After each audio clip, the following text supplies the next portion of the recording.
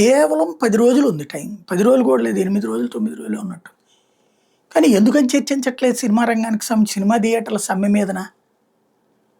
2 రాష్ట్రాల్లోనూ cinema industry friendly గవర్నమెంట్‌లే ఉన్నాయి. అక్కడ రేవంత్ అయినా, ఇక్కడ చంద్రబాబు అయినా. ఇటు పవన్ కళ్యాణ్ అయినా, అక్కడ మిగతా పార్టీలకు సంబంధించినటువంటి నాయకులైనా. అంతా బానే ఉంది. మరి ఎందుకని ఏం జరగట్లేదు? అంటే పట్టించుకోవట్లేదా? ఏంటి అసలు డిమాండు? సినిమా రంగానికి సంబంధించిన ఎవరు ఎగ్జిబిటర్లు అంటే సినిమా థియేటర్ల నిర్వాహకులు. అద్దెస్తున్నారు మాకు, అద్దె కాదు సినిమాలో వాటా కావాలి అన్నటువంటిది. అంటే టిక్కెట్లు ఎన్నమ్ముడైతే అందులో వాటా అన్నది. వాస్తవంగా అయితే ఒక సినిమాకి 10 టిక్కెట్లు అమ్ముడుపోయిన సందర్భాలు కూడా ఉన్నాయి. ఒక సినిమాకి 3 టిక్కెట్లు అమ్ముడుపోయిన సందర్భాలు కూడా ఉన్నాయి. నిజంగా ఒరిజినల్ థియేటర్ యజమాని అయితే వాటా అడగడం. ఎందుకని? తన అద్దె తనకు వచ్చేస్తే తన నిర్వహణ తను చూసుకుంటాడు. ఎట్లా క్యాంటీన్ల మీద ఆదాయం సినిమా థియేటర్ యజమానిదే అవుతుంది.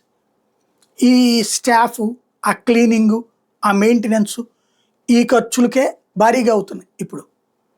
ప్లస్ ఈ జీతాలు ఇచ్చుకోవాలి కాబట్టి వీళ్ళ అద్దెతో అది సరిపోతుందా అంటే సరిపోలా, నష్టాల పాలయ్యారు. ఎందుకని?